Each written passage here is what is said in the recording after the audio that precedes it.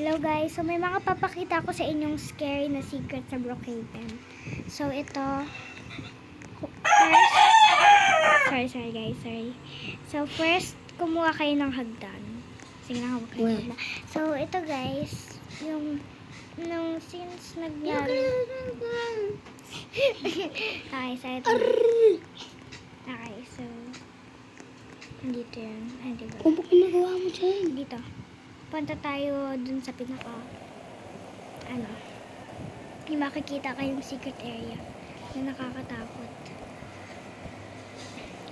Hindi ko sure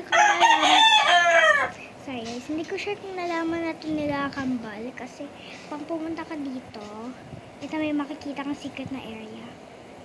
Tapos pang pumunta ka, may bukas ka. Yan, tapos pindutin nyo lang tong ilaw na dito. Ayan, may makikita kayong secret area na nakakatakot.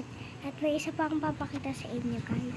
So ito pa guys, ito pang pumunta, dapat pala 3 AM kaso masyado na akong tatagalan. So dito, pang pumunta ka dito sa beach, may makikita kang secret area dun sa bahay.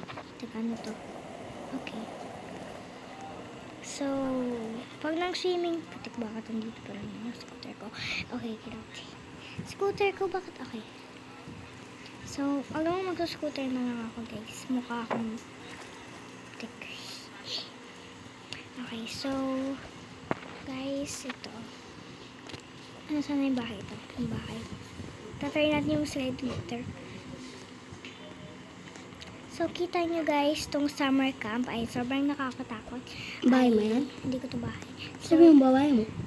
basta. So, ito guys, pang sumampa kayo dito at tumalon, may secret area at may doll. Ito yung doll guys, na ang creepy, diba? Tingin. Ito yung creepy doll. So, ayun na lang lahat guys. Bye!